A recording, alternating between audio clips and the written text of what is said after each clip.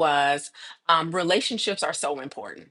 Relationships are so important. And today I want to talk about one of the relationships that has made the biggest impact in my life. And that is my relationship with food.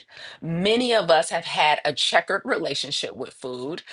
Many of us have had an up and down relationship with food, some good years, some bad years. And so I thought I would address one of the biggest things, one of the biggest impacts that food has had on me, which is my ability to perform. So for me in the past, food has been responsible for me being overweight and out of shape. Food has been responsible for me losing over 60 pounds and being in shape. Food has been responsible for brain fog and fatigue. Food has been responsible for mental clarity and recall. Food has been responsible for many of us for soothing us through uncomfortable emotions. Food has also been responsible for where I am today, which is no disease, no diagnosis, no medication, no medical equipment, right? No dependency on drugs, no dependency on doctor's appointments. Food has been responsible for a lot. And it's one of the things that we can sometimes take for granted if we're not looking at stuff like our weight and our health from the neck down. But today I want to talk about what I eat in a day for low stress and high energy. And this is really speaking to how food impacts us from the neck up. A lot of times we're all smart enough to know that what we eat is going to determine things like our life expectancy and whether or not we have heart disease and whether or not we're overweight and whether or not we have diabetes and blood pressure issues and cholesterol issues. But a lot of us don't put as much weight on our diet when it comes to things like stress, when it comes to things like our ability to navigate stressful situations, our ability to live a life of radical obedience. And so today I'm going to break down for you guys why food is so important when it comes to stress, radical obedience, energy. I'm going to tell you some of the things I eat, some of the things I don't eat to intentionally manage those areas. But before I do, I'm going to start with what I'm drinking. First of all, shout out to Radical Obedience. Make sure y'all get y'all Radical Obedience merch if you haven't already. This hoodie and all the others will be linked to this video. And tell me what y'all sipping on in the chat. Now that y'all can hear me, what are we sipping on this morning as we begin to talk about this plant-based lifestyle and how it affects us with stress and radical obedience? I'm sipping on some Moroccan mint tea mixed with some ashwagandha, okay? Adaptogenics, all right? That's our big word for today. So shout out to mental clarity, shout out to being soothed and calm and really peaceful during this live because we still gonna show up with a spirit of excellence, right? We're not striving for perfection, we're striving for excellence. And so y'all tell me what y'all sipping on today. I got my Moroccan mint. Make sure y'all got y'all drinks ready as we prepare to go through this lesson this morning. Shout out to Carmel. She said lemon water. What up, Regina? Dandelion and lemon. Okay. Oh shoot, y'all, y'all anti-cancer today. I see it. I see it. Marja said, glad to be listening. Glad to have you here. Wanda, chamomile. Okay, you switching it up today, Wanda. You had something else last time. Wanda, chamomile. Now, Wanda, y'all know it's a Monday morning. You got the day off. You trying to rock yourself to sleep, or that's are you sipping on chamomile at work? Are you at the school, Wanda? Let us know. Yes, y'all got your sips. Okay, good. So we all set. Everybody got their tea in the chat. Very good. I got my radical obedience mug, got my radical obedience hoodie. Let's lean in. Oh, Stacy says she got key lime water and watermelon as the season ends. I'm telling you, the end of watermelon season is probably the one of the saddest moments that we experience every year. I swear, the end of watermelon season. I swear, it's not a good feeling. I love watermelon so much. Okay, so let's get into it. What do I eat in a day for low stress and high energy? I'm going to share with you guys today a couple of things.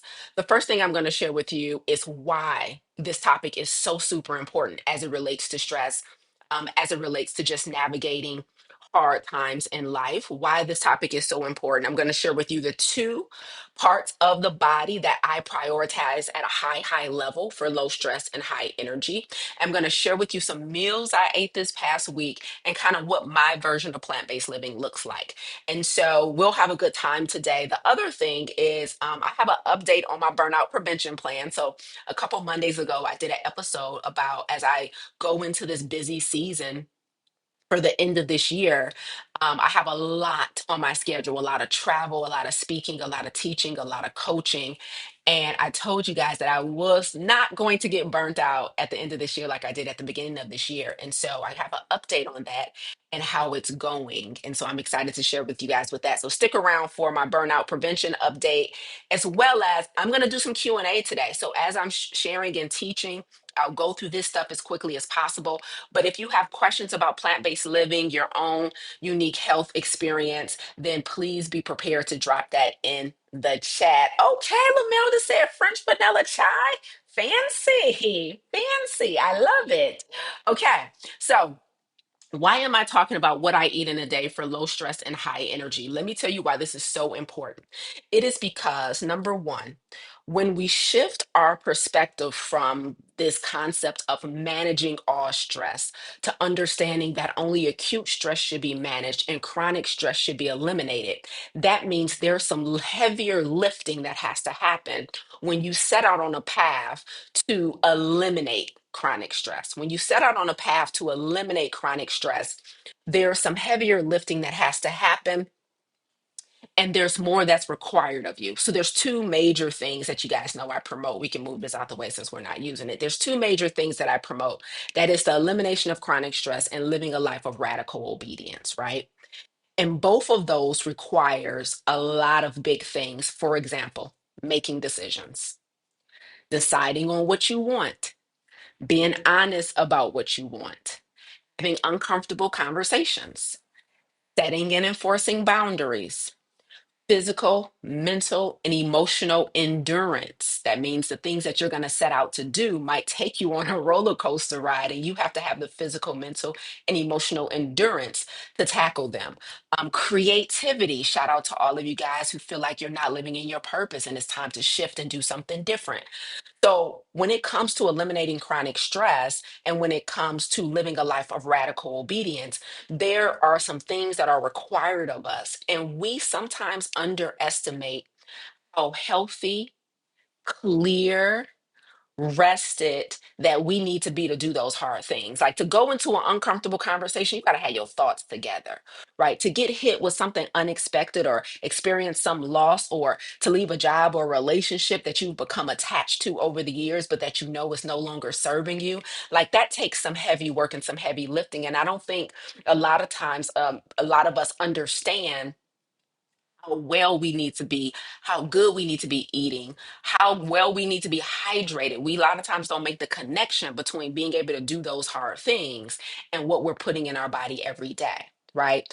You know, cortisol is our stress hormone, and cortisol causes our body, if cortisol is elevated for elongated amount of time, it causes our body to release sugar as fuel, because when cortisol is elevated, our stress hormone, so that means we stressed out about something. We stressed out about the job, the finances, the house, the babies, the relationship, our own health. We stressed out about something, and it's not acute, right? It's chronic, meaning we've been overwhelmed by this thing for a long time, which means our body has been releasing cortisol for a long time. Well, what does that mean biologically and physiologically?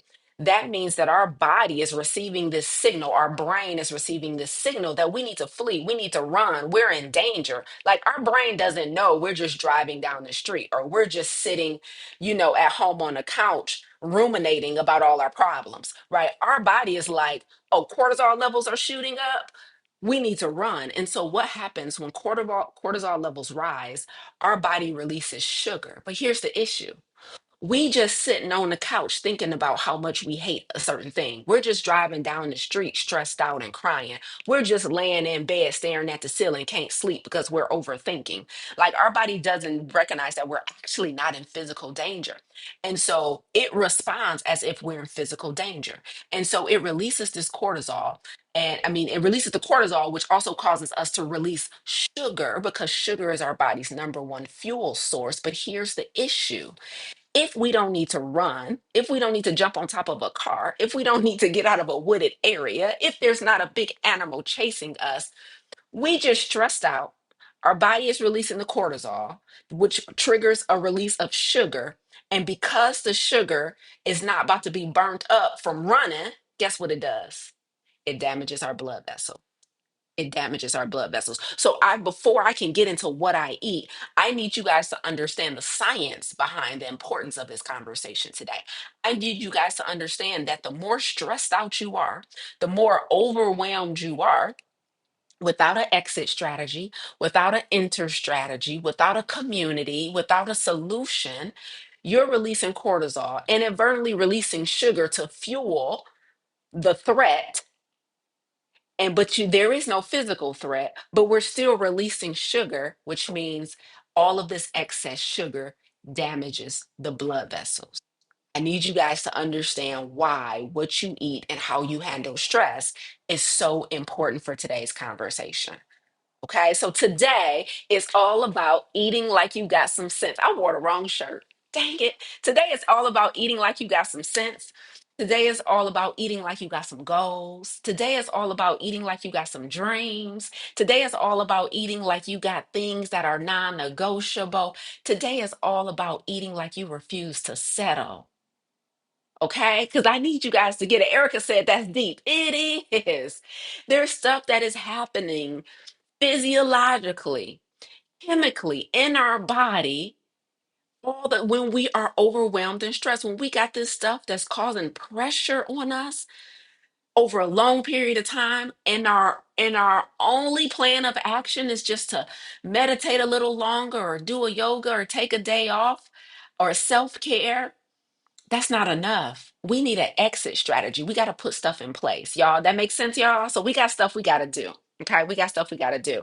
So let's talk about this. So I want to share with you first, there's two areas of my body that I covet, that I protect at all costs because of everything I just shared with you, because of how important it is for me to be able to navigate life in a healthy way. The first is the gut. Okay, let me tell you guys, the gut is so important. The gut is so important because the gut is number one, where over 80% of our immune system is. The gut is where over 95% of serotonin is produced. There is 400 times more melatonin produced in the gut than in the brain. Like the gut is where our microbiome is. That's where all these little gut bugs live that plays a major role in our overall health. Like the gut is so important. The gut is so important. So I'm going to tell you one of the major ways to protect your gut today so that your mood can be balanced because you're producing healthy amounts of serotonin, so that your rest can be optimal, so that you're producing healthy amounts of melatonin. Like there's so many things that the gut is responsible for. The second area that plays a huge role in our ability to make these tough decisions, have recall, decide on what we want, set boundaries, is our brain, the health of our brain. Now, you guys know this already. You know how healthy the brain needs to be. But I need you guys to understand that what you eat impacts your brain. So a lot of us, I think it's well known by now that what we eat impacts us from the neck down. You guys know, right? Like my food impacts my blood sugar, my blood pressure, my cholesterol, my kidneys, my liver, right? My reproductive health. Like you guys know how food impacts you from the neck down. But I need you guys to know that it impacts us from the neck up just as much. And so when it comes to your brain, my brain, like I remember, right? I was watching that one film about the astrophysicist. I always forget his name.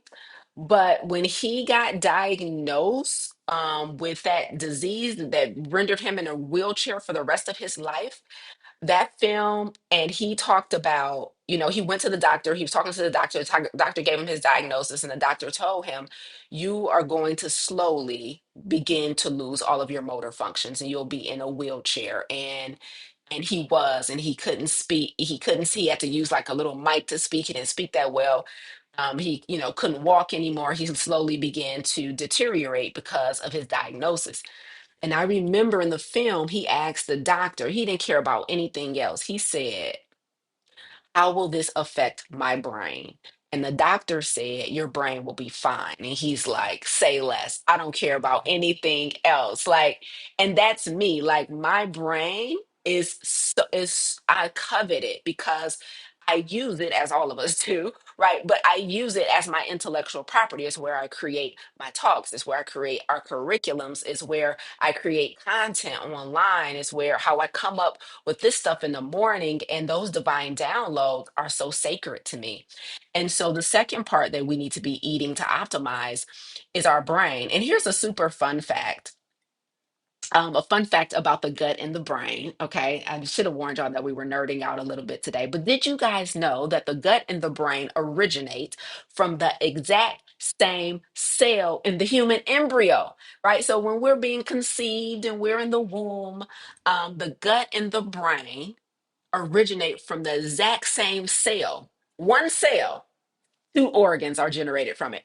So one cell. So the gut and the brain originate from the same cell in the human embryo. And then at at some point in our development, very, very, very young, they divide, the cell divides and forms two separate organs, the brain and then the gut, but they remain connected throughout our entire lives through the vagus nerve, right? So I thought this was so cool when I first learned this many years ago, that the gut and the brain, and we all have heard, right, that our gut is like our second brain, right? But there is some science attached to this as well, right? There's some science attached to this as well, which is they originate from the same cell and they stay connected throughout our entire lives, sending messages back and forth 24 hours a day between our gut and our brain, our gut and our brain. And so when it comes to our ability to navigate stress, when it comes to our ability to have energy, when it comes to our ability to make tough decisions, live a life of radical obedience, the gut and the brain are two of the most important organs that you feed every single day. Thank you, Carmel. Stephen Hawking. Yes. I forget his name every time I tell his story. God bless him. But yes, when Stephen Hawking got diagnosed with that condition, he was like, I don't care about not being able to walk. I don't care about not being able to use my hands. I don't care about having to be wheelchair bound. How will this affect my brain? Right. And I don't know. That stood out to me in that film about his life. And I never forgot it because I'm like, yo, that's the truth. That's the truth. Thank you, Candace. Candace said, I love when you nerd out. Okay. So the gut and the brain. So let me give you some fun facts about each, and then I'll get into some ways that I covet them through my diet. So I told you guys that 95% of serotonin is produced in the gut. Now listen, serotonin is a neurotransmitter and a hormone that's responsible. We know it for regulating mood, right? So that is huge because one of the, I would say, the number one tool that you need to live a life of radical obedience and to eliminate chronic stress is emotional intelligence, right? And we know our mood, because we're human, can fluctuate a lot. Our mood fluctuates a lot, as it should.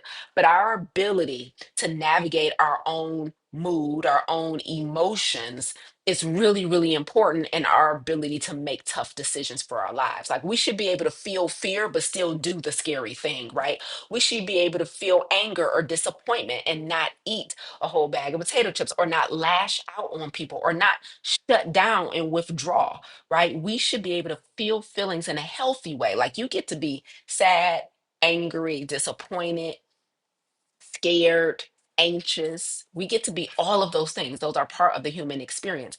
But it's not about feeling those things that is the problem. It's like, well, what behavior does it trigger? Right. So the production of serotonin in our gut is so important because, not having enough can be problematic. Right. And that's when we see people needing sometimes medications and things for mental health. And so how we eat, our gut plays a huge role in our mental health. Our mental health plays a huge role in our ability to eliminate chronic stress. Right. And so the gut, 95% of serotonin is produced there. It helps to regulate mood, sleep, digestion, even blood clotting, right? And so super important. Now, serotonin is a precursor to melatonin. And we know melatonin plays a huge role in our ability to get to sleep, stay sleep. And here's a fun fact, okay? Let's just geek out a little more. When people take melatonin supplements because they want to get to sleep, did you know Melatonin supplements will definitely aid in you getting to sleep, but it doesn't aid in the quality of sleep you get. And so the goal is not just to go to sleep. I know a lot of us or a lot of people suffer from insomnia, but the goal is not just to go to sleep. The goal is actually to go through all of the stages of sleep, those alpha, delta, the REM, all of that thing, the theta, all throughout the night. And that determines the quality of the rest, not necessarily the hours, right? You don't have to sleep 8 hours. Some people can survive very well off of 5 and 6 hours of sleep. But my point here is that we want the natural production of our melatonin in our gut to be optimal, right? Sometimes we think we can use supplements and they don't operate the same that the real production does. So when you have a synthetic supplement, like melatonin, that will definitely help you get to sleep, but it doesn't help for you to have high quality sleep. And that's what we're aiming for. And so my point is that serotonin is a precursor to the melatonin production in our gut.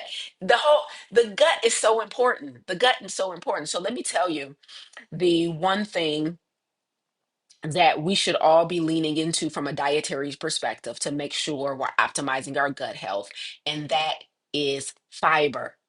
We should all be fueled by fiber. Fiber is no doubt about it, one of the most common deficiencies in the standard American diet.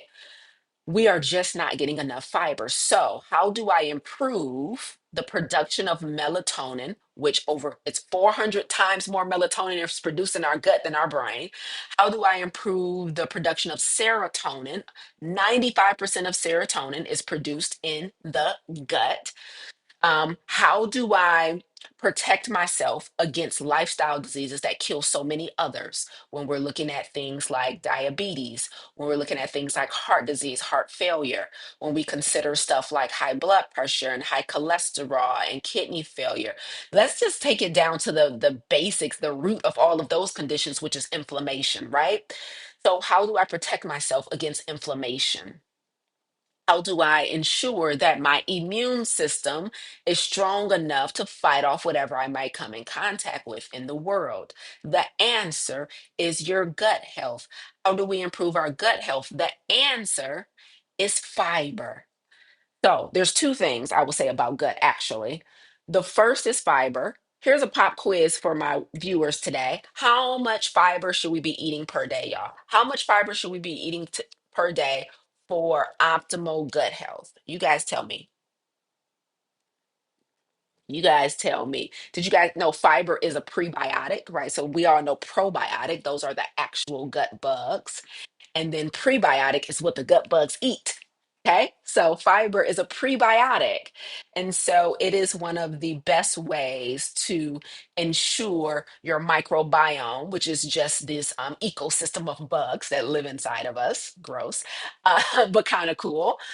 So our gut bugs, also known as our microbiome, is this ecosystem of bugs that live in our gut, and we have healthy ones that keep us thriving, and we have not so healthy ones that slowly help us to deteriorate. Thank you, Coach Carmel. Shout out to Coach Carmel, one of our clarity coaches. 30 grams of fiber a day. Shout out to Wanda. You guys got it. Yes, come on, Tamika. So, 30 grams of fiber a day. Write that down, make it a priority. We should be consuming a minimum of 30 grams of fiber a day. Susan said milligrams, no, grams. Okay, not milligrams. Okay, yeah, grams. So we want to be consuming a minimum of 30 grams of fiber a day. This is so important. You guys will be surprised how much fiber a lot of us are not getting. So, one of the things I prioritize in my diet to keep stress low, which means my melatonin is optimal, my serotonin is optimal, my immune system is optimal, my digestive system is optimal, eliminating properly is fiber. Fiber, fiber, fiber. So now here is a pro tip about fiber. One of the biggest mistakes a lot of us are making when it comes to fiber is we are using a man made supplement. Now, y'all know the popular brand names. If y'all want to put them in the chat, y'all can. I'm not going to say them out loud, but there are some very popular fiber supplements that people use. Here's my advice to you: take them out back and put them in the nearest trash can. They are often full of sugar, fillers, but most importantly, because of their synthetic nature, they can, when you use them a long time, over time, should I say, they can disrupt the way your body, disrupt the way your body naturally eliminates, right? So we should not be getting our fiber from powder. Thank you, Rochelle. She said, I call them out. We should not be getting our fiber from powder. We should be getting our fiber from food. It is just as easy to get fiber from food as it is to get it from a powder, guys. Don't think that you're taking a shortcut because it can damage you over time. So we want to get our fiber from food. So one of the things I do, my pre-workout before I go to the gym. So today, I was at the gym this morning. I did 30 minutes on the Stairmaster. You guys just like cover me, okay? Cover me, all right? Anybody who does 30 minutes on the Stairmaster, we just got to thank God that they're alive. You know what I mean? Because the Stairmaster will take you out the game. But I did 30 minutes on the Stairmaster, and after that, it was leg day. So I had like another 30 minutes of, leg workout. And before I went to the gym, my fuel for my workout was a red apple with peanut butter. Both have fiber in them. And so I ate a quick apple with some peanut butter, and that was my pre-workout for a heavy muscle group. Legs are a heavy muscle group. So you really want to make sure you fuel up before we work those bigger muscle groups in the gym. And so we want to make sure that's getting fiber in right there, right? I'm getting some healthy fats through the peanut butter. I'm getting some fiber through the apple and peanut butter, right? I'm getting protein through the peanut butter. And so that real food is what helps us to ensure that we're fueling our body properly and we're not setting ourselves up for complications because we're taking man-made supplements years later. You guys are really naming them in the chat. Amen. Thank you, Wanda. Because let me tell you something about this Stairmaster, honey.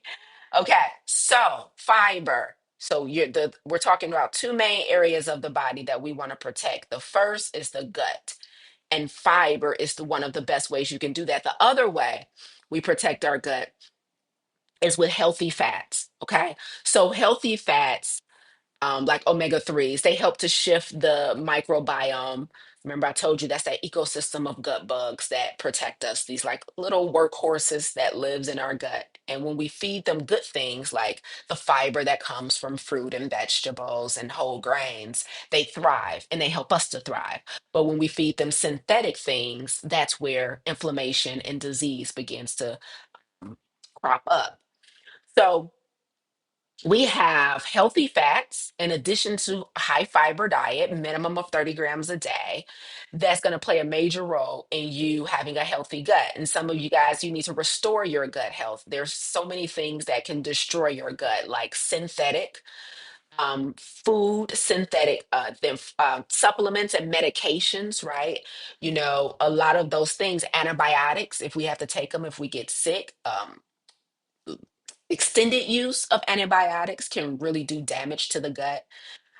Drugs and alcohol do damage to the gut. Stress does damage to the gut. And so you want to optimize fiber and you want to optimize healthy fats. Healthy fats is going to be like your avocados and your nuts and your seeds, and, these things can really, really help to restore gut health when we eat them consistently. So it's going to be a big deal. So healthy fats helps to shift the microbiome so that we can absorb short chain fatty acids from fiber. Okay. So never mind all the science. What do I need to know? Well, one of the ways that I am going to set myself up for success with being able to eliminate the stress in my life or keep it away and start making tough decisions, having better recall, having better emotional regulation, having more psychological flexibility, as I understand that the gut and the brain are one, and I understand that I need to optimize and feed both of them in such a way that allows me to thrive. And so I'm going to start by making sure I'm getting 30 grams of fiber a day or more. I'm going to make sure I have those healthy fats in my diet. That's going to be huge. The other thing, and as we move into the brain, and then I'll talk to you guys about some meals and some fun stuff. The other thing that's going to be major, major, major that you'll need to do, that you'll need to eliminate. So, fiber is something we need to add. Now, I'm going to tell you something you want to take away, and that is ultra processed food. Ultra processed food damages the gut so bad, and it also damages the brain, and it's also disease promoting. A lot of the ultra processed food is carcinogenic, which means it can lead to cancer. So ultra processed foods are these packaged foods that have a ton of chemicals, food dyes, preservatives that gives it a shelf life, right? So ultra processed foods are also compromising your brain and your gut. Your brain and your gut are super compromised when you eat a bunch of ultra processed food. So guys, this is your potato chips, your favorite chocolate covered snacks. This is your canned goods, this is your frozen meals, right? This is your synthetic drinks that, are all of these weird colors that don't even grow in the earth. This ultra processed food, when we look at fast food alone, stay out of the drive-throughs. All of this stuff is destroying your executive functioning.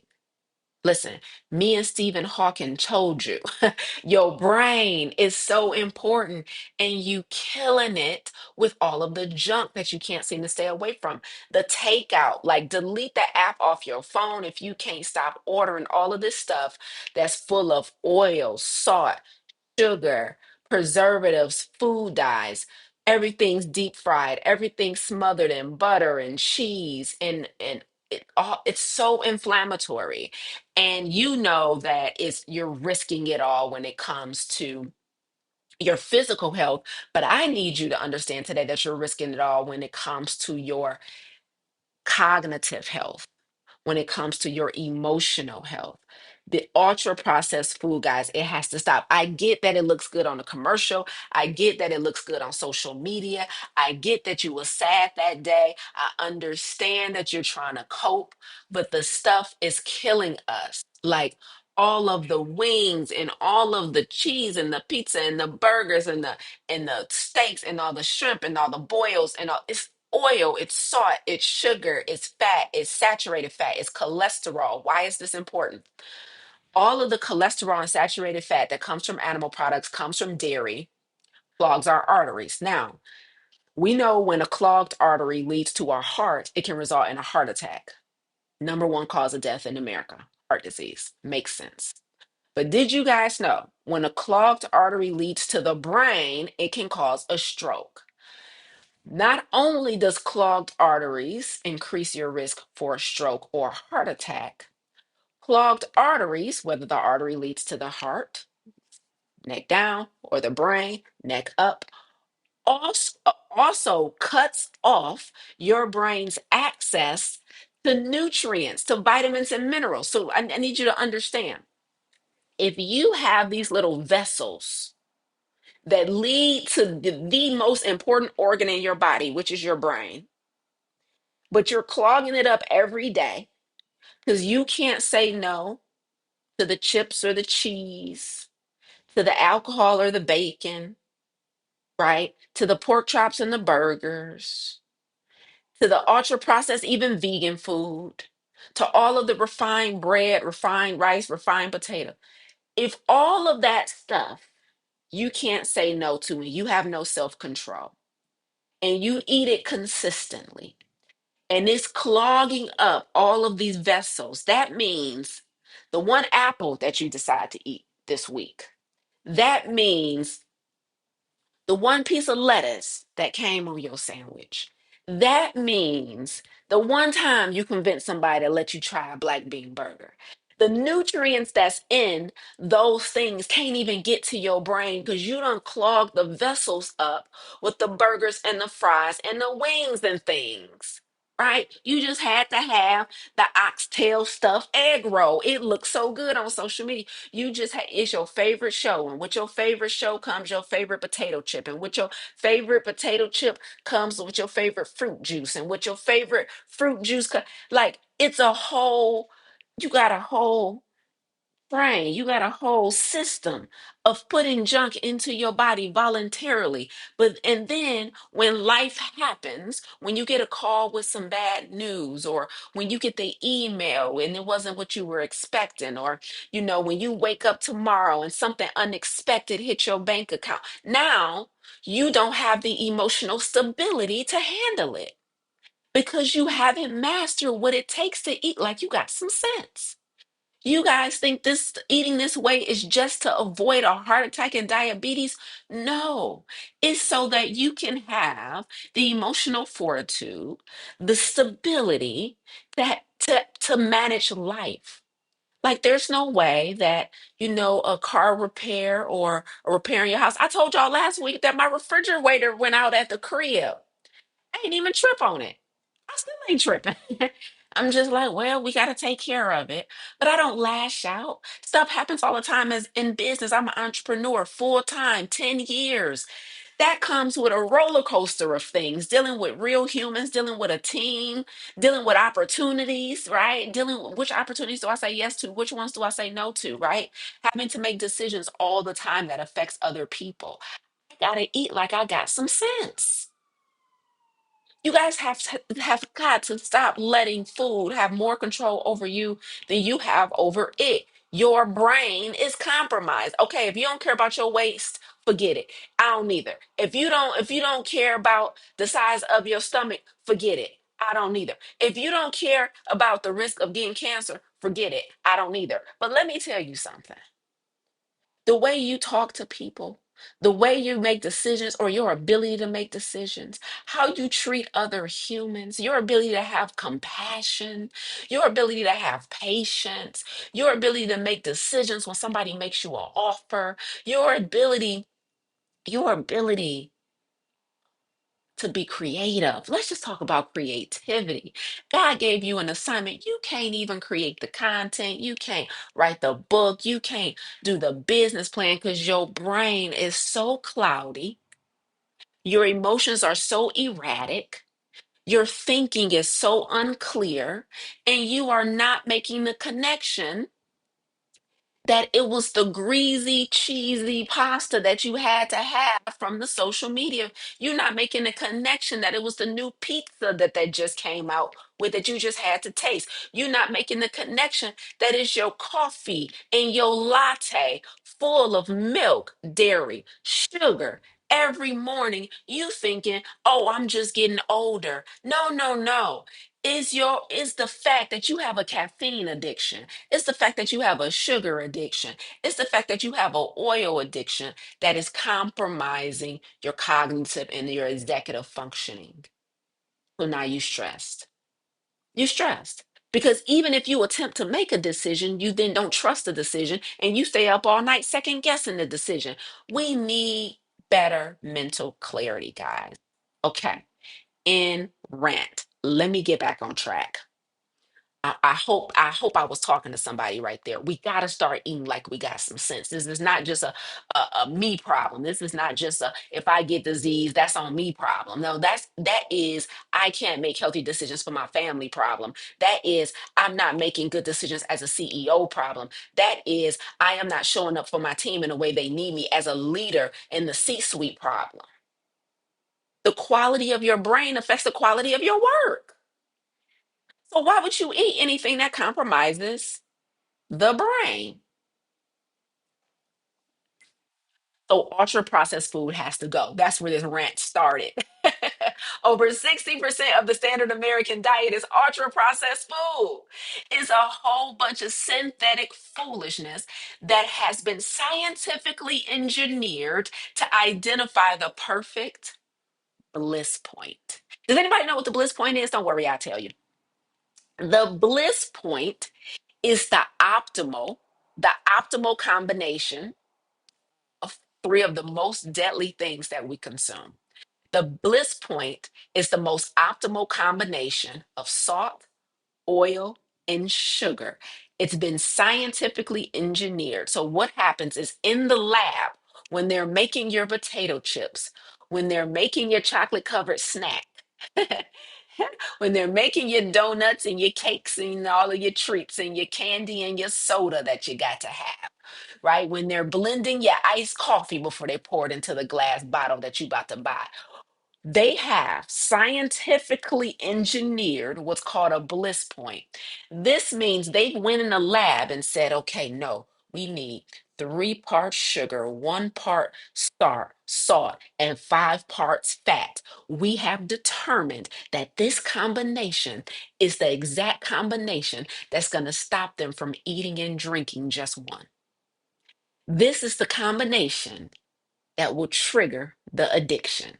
The bliss point, ultra processed food. You can look this up. What is the bliss point? It is the scientifically engineered formula for the perfect combination of salt, oil, and sugar. Listen. So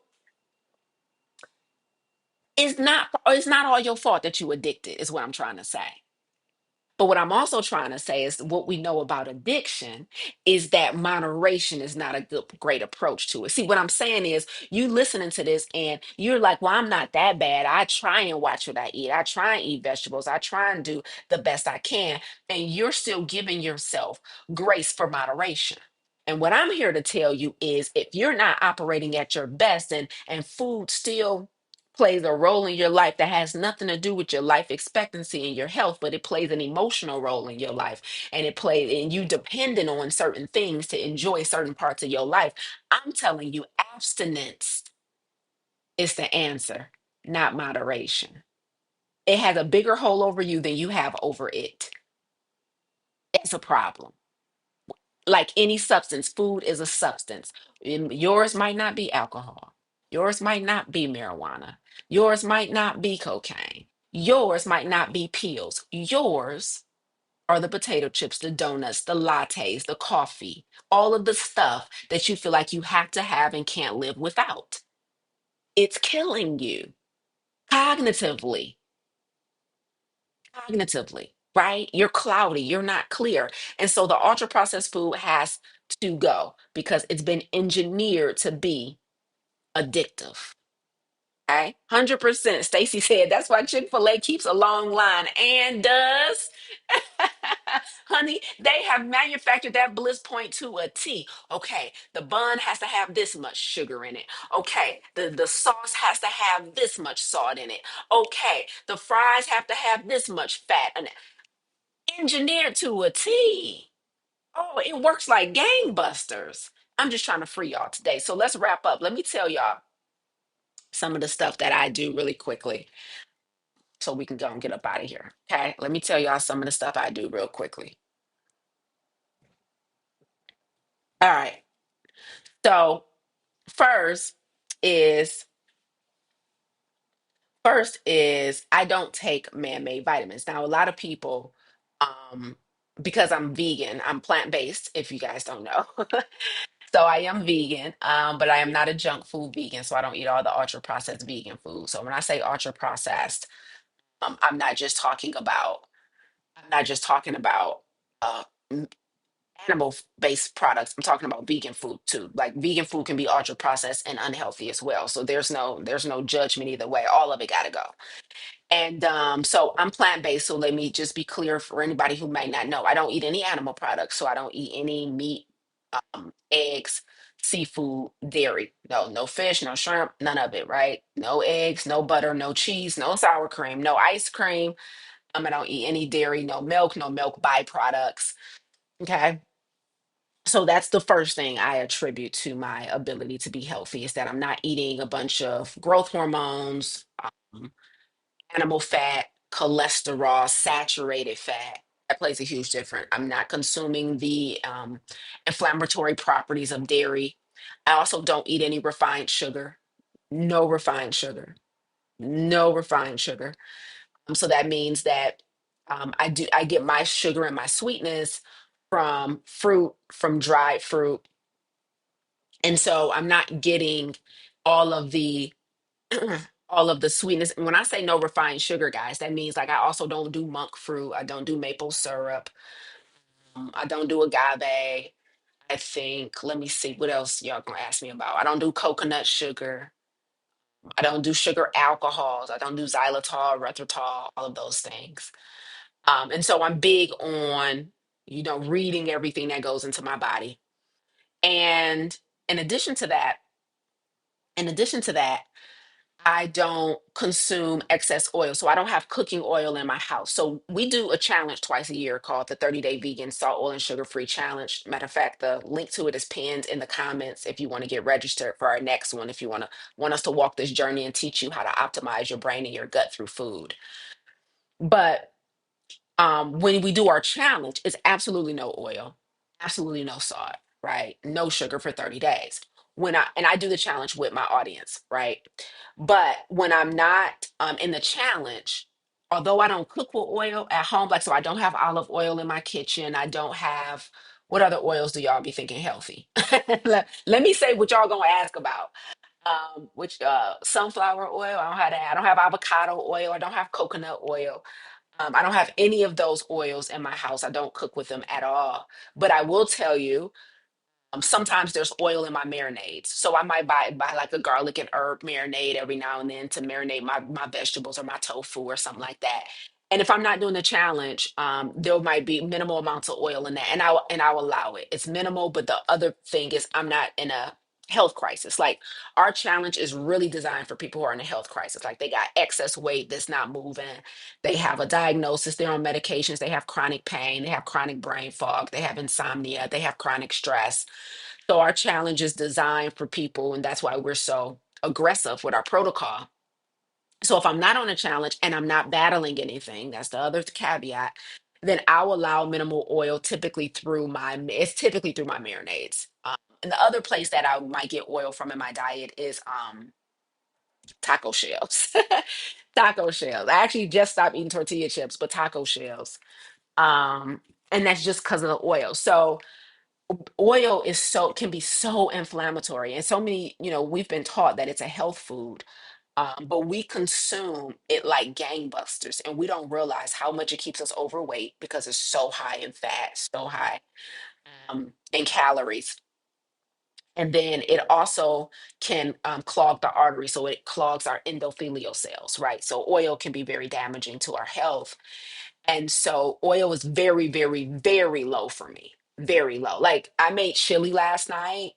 And like, how a lot of us, we grew up, and I grew up this way too, where like we put oil in the pan just to saute onions and garlic, right? And all of those things. I don't do that. Like I just put the stuff in the pan, cook it, and dump stuff. But I don't use oil. So even if I'm doing a stir fry, saute, roasting, I don't use oil. And I know that is very hard conceptually for a lot of people to understand.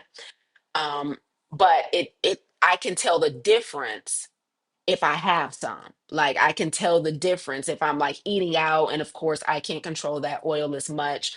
Traveling sometimes, I can literally tell the difference in my body when I've had like more oil than what I would usually allow. So that's a big deal. So I'm minimal oil, y'all got. So I said I'm plant-based vegan. I'm minimal oil, super minimum oil, and I am absolutely no refined processed sugar, and that includes the sugars that a lot of you guys consider healthy. And I'll tell you, a lot of people ask, well, like, can I have honey? Can I have maple syrup? Can I have stevia?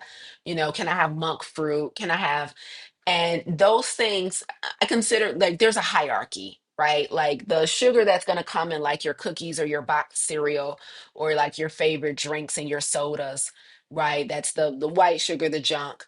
And then you get a little better when you get to like a maple syrup or agave, right? You get a little better. The issue with those though is that there's no fiber. And so you're still gonna get a spike in your blood sugar.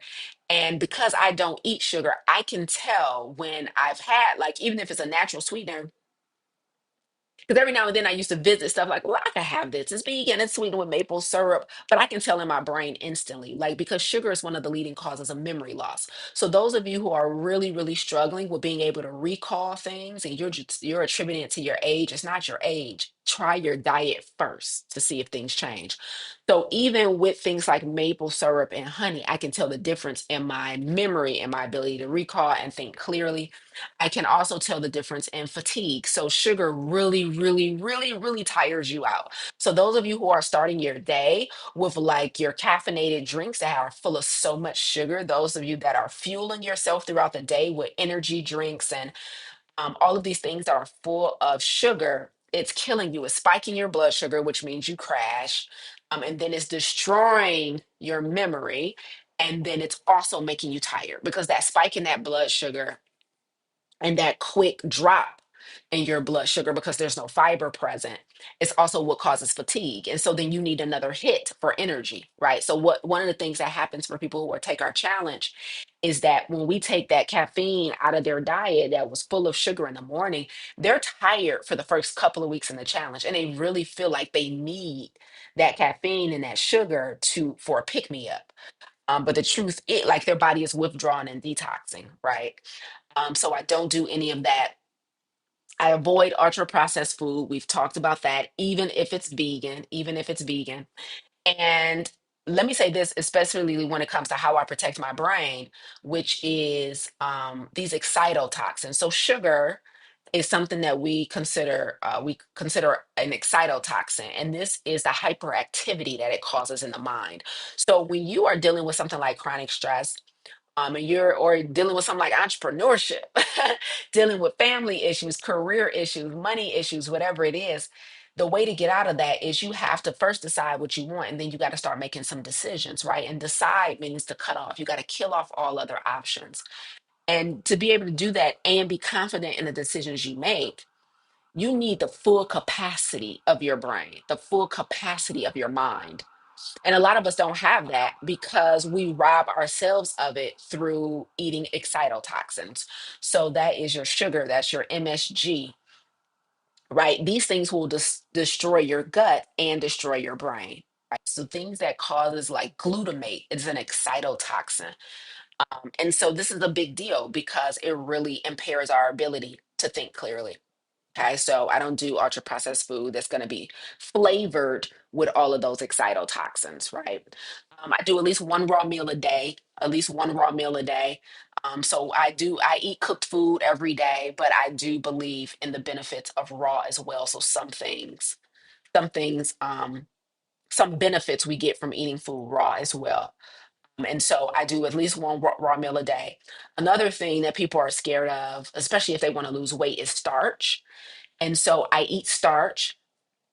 Starch is our rice, bread, pasta, and potatoes. I do eat starch. And I eat high fiber though. So I'm not eating like the white bun that might come on a vegan burger on a regular basis, right? Like I might have these things, I don't know, handful of times a year maybe, right? Where I like allow myself to go there. But I mean, when I say very minimal, and again, it is, I'm not battling anything, right? So decisions have to be made based on what your body needs in that season. So sometimes I steer away from talking about this stuff because people just try and copy what I do, but we don't have the same health status, right? I've done the work to lose over 60 pounds and keep it off. I have not a single diagnosis. I'm not on any medications, like none of it. So be very careful with thinking you have the freedom to indulge when you're literally battling something. So I will like that's so important. Like your regimen should be based on your current health status, right? Um, then let's talk about hydration for a second. I think this is the last piece I want to talk to you guys about. And I'm gonna tell you guys some of the meals I ate this week. But from a hydration standpoint, I start every morning with warm lemon water every single day. So warm lemon water at the top of the day. Then I drink half of my healthy body weight in ounces of water every single day. I love coconut water because of the electrolytes. Great, another additional way to hydrate has to be coconut water with no added sugar. Not all coconut water is created equal. That's why in our challenge and in our plant-based coaching programs, we teach you guys skill sets like how to read labels and things like that. Um, herbal tea all the time, for anti-inflammatory properties and just because it's a vibe. I love it. So if I want a little razzle dazzle in my beverages, just this year I got hip to sparkling mineral water. No, I'm late to the party. But sparkling mineral water, I love spark. So I don't, not the stuff with the artificial flavor and all that crap, like grapefruit and strawberry and all that stuff. No, no, no.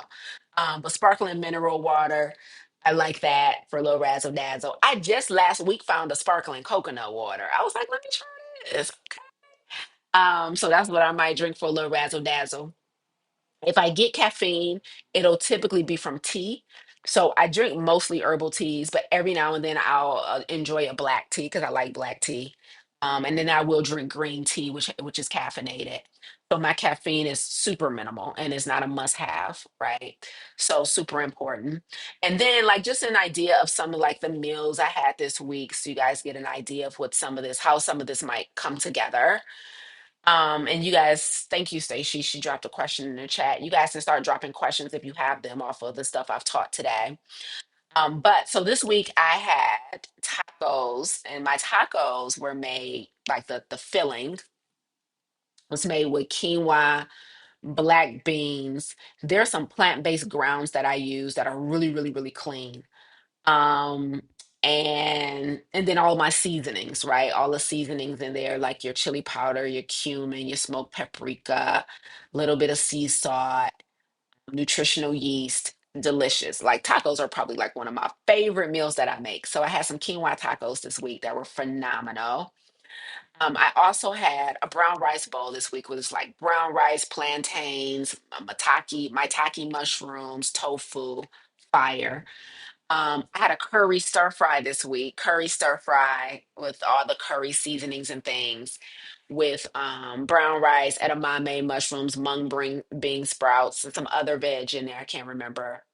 I made chili yesterday, so hearty and yummy and thick. So I had my chili with all my beans and stuff. Fiber, so much fiber. And then I had several salads this week.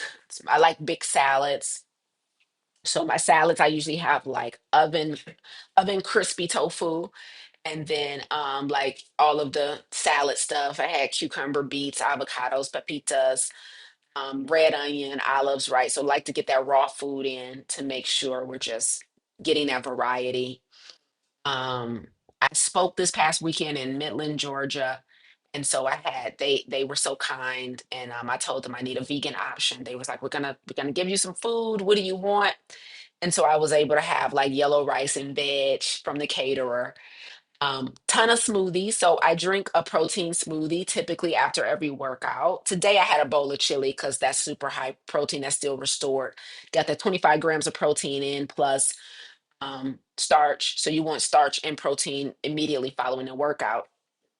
And so I don't have a protein powder, guys. I don't use synthetic protein. I use ground hemp seeds, peanut butter. So I have a 25-gram protein smoothie that has 2 tablespoons of peanut butter. So I think that is 8 grams of protein, 4 tablespoons of ground hemp seeds, that's 11 grams of protein, and then another 1 cup of my milk, my plant milk, and that's 9 grams of protein. So right there, that's just over 25 grams of protein from real food that I have in my smoothie for post workout. I like to munch on snacks like nuts, popcorn, dates. I get sweetness from dried fruit as well, so like some dates. Every now and then, because I don't really eat sugar, like I don't need a lot of that. It's still too sweet for me. Like I've gotten to the point where like dried mango and dates are too sweet for me, so I have them very minimally, very minimally.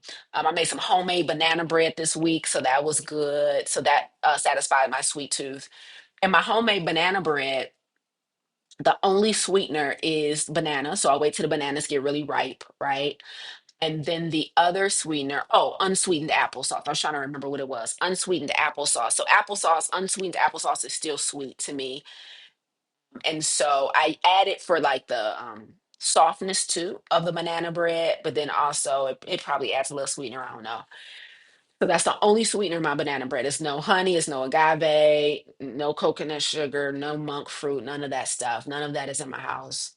Um, and so those are some of the meals I had this week. If you guys got questions, you guys can start dropping them. And then a variety of plants to get micronutrients, right? So a lot of times when we're like trying to make adjustments in our health, one of the things we do is we adjust our macronutrients, proteins, carbs, and fats. I need more protein, less carbs, right? We do that all the time. But micronutrients is how you extend life. So micronutrients are vitamins and minerals. And so I get vitamins and minerals from a variety of plants. So this week alone, I've had spinach, I've had basil, I've had cilantro, I've had edamame, I've had beets, I've had sprouts, I've had organic mixed greens, red lettuce. Like I'm so big on a variety of foods from the plant kingdom because that's why I don't need vitamins. That's exactly why I don't take a multivitamin. Why I don't take a protein powder, all this synthetic stuff that can destroy your kidneys, destroy your gut, especially when we just eat them consistently over time. Like I don't do a pre-workout, I don't do none of that stuff, right? So that's very important to me to be mindful of consuming man-made supplements, right? Nature-made supplements, like I have some sea moss in my kitchen. I have flax, right? Those are nature-made things, one ingredient, right? So that's big. So that's how I might supplement my food. Okay, so a variety of fruit this week for those polyphenols. Shout out to antioxidants to protect my immune system. So a variety of fruit. I've had grapes this week. I've had cantaloupe. I've had apples. I've had bananas. I've had peaches. I've had blueberries. And we eat berries all the time, nearly every day. It's what we teach our students, 1 cup of berries a day. And so all of these things is what aids in me being able to have an even keeled disposition to navigate the things that life throws at us that causes the stress. Right. So super important. So that's it for me. Let me answer Stacy's question. I'm give you guys a quick update on my burnout prevention plan. Stacy said, "Are you doing the harmless harvest coconut water?" So Stacy, I do not give out brands because they haven't paid me for an endorsement and I don't know their personal values and I hate to start promoting something and find out something terrible about the company. So but I'll tell you the only thing you need to know is there's a ton of brands of coconut water and the only thing that is required is that the only ingredient is coconut water. So a lot of coconut waters, they might say, 2% of, or less of sugar and all this crap added. I don't even want 1%, ma'am. Right. So just make sure that your coconut water is one ingredient and just that coconut water. Get as clean as possible. Yeah, make sure y'all replay this. There was a lot of information in this one. Let me give you guys a quick update for my burnout prevention plan. If you want assistance with learning how to eat to live in this way, make sure you click the link in the chat that's pinned in the chat to get registered for our next 30-day vegan SOS free challenge, salt, oil, and sugar free. It starts January 1st, but prep classes start in October. So prep classes are starting next month. So we'll have a prep class October, November, December, and the challenge kicks off on January 1. So make sure you're registered if you want to be in the classroom with us learning this stuff in a more intimate setting. But this past weekend, I had the pleasure of speaking at the Unite Women's Summit or Unite Women's Conference, excuse me, in Midland, Georgia at New Birth Outreach Church. And it was such a phenomenal experience. They have definitely raised the bar for me as far as what my demands would be as a speaker. They like treated me phenomenal. Shout out to Clemitra, the organizer, and the woman who booked me. It was a phenomenal experience. And I really, really appreciate it. And, I kicked off my busy season a couple weeks ago. I had to speak for Intel on September 1st, and I had to speak for the National Black MBA Association at the end of August, on August 25th. I had to, start and get prepared for my next speaking engagement, which is in less than 7 days coming up this weekend in Atlanta. Shout out to everybody who I'm going to see at Anchored in Atlanta. And so I'm in this really busy season with a lot of traveling, a lot of creativity, a lot of requirements of me as a leader, as a CEO, as a speaker, and as a coach, right? And so I'm so proud to report that I've been adhering to the burnout prevention plan. So, I said that I was going to do certain things, like make sure I had a team in place to support me. which we have secured the team. I'm training them every week, and they are doing a phenomenal job. So I'm so happy about that. Specifically, shout out to Tiff, who is really assisting me on the admin side. So I told you guys I was going to get help. That was part of the plan. The other thing was my immediate ecosystem. I was putting them on notice to protect me when I didn't have it in me to protect myself. And so shout out to Coach Kiwi, shout out to my partner, all of them who have been checking on me, making sure I'm good, and supporting me and showing up when they can. So shout out to Kiwi. She'll be with me in Atlanta this weekend. My right hand, the peanut butter to my jelly. And so that has been working well. The other thing, I'm super proud, guys. Like, so when I took the stage on Saturday, the day before I flew to Atlanta this past Friday. So the day before I flew out on Thursday, I didn't have anything on my calendar. I said I would honor the day before and the day after of the speaking engagement. So I didn't have anything like, oh, I had two appointments on my calendar Thursday morning. And then after that, the rest of the day was clear. Friday, I didn't have anything on my calendar the day that I flew out. And I was able to fly into Georgia so well rested, feeling my best. And then on Sunday, yesterday, the calendar was super light. So I had a couple light things to do for work, but I've been really honoring that day before and day after of a gig for me, which is huge, and giving myself space and time to recover. So it's working so far, y'all. So between team and delegation, intentional about scheduling around the commitment, and then the other thing is trusting God. One of the things I talked about in my episode about burnout prevention was sometimes we have a tendency to overcommit, and we have a tendency to overwork, and that could be, it's not always, but it could be indicative of a faith issue. And so for me, I've been really leaning into, we do our Bible study, our devotion every morning, every evening, and I've been really leaning into what does it actually mean to trust God? Like what does that actually mean? And so that's being more vulnerable when I need to be, and that is taking my hands off of stuff as soon as I feel tired versus like trying to push through and just being like, I can finish it, I can do it, I can do it, I can finish it. So less of that and more of sitting down and being still. So I'm so happy to report that the burnout prevention plan that I publicly shared with you guys a couple of weeks ago is actively working. Let's pull it off again this week and the week after. So this week I'm in Atlanta speaking at Anchored. Shout out to everybody who I'll see there in the building.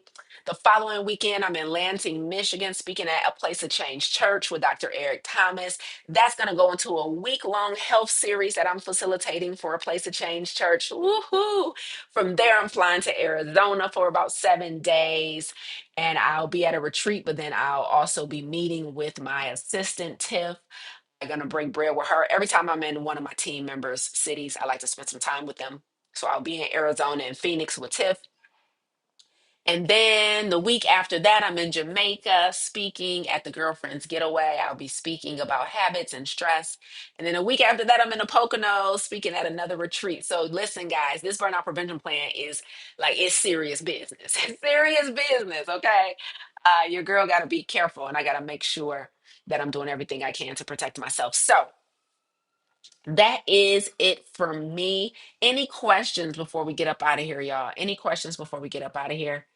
Questions, comments, anything I can share. Thank you, Lorraine. Thank you, Wanda. Thank you, Stacy. Stacy said, rest is the new clap back. Okay, now. I love it. Melissa, chili season. And I don't even believe in chili season. Like, I will eat chili in the middle of August, and I will eat chili in the middle of January.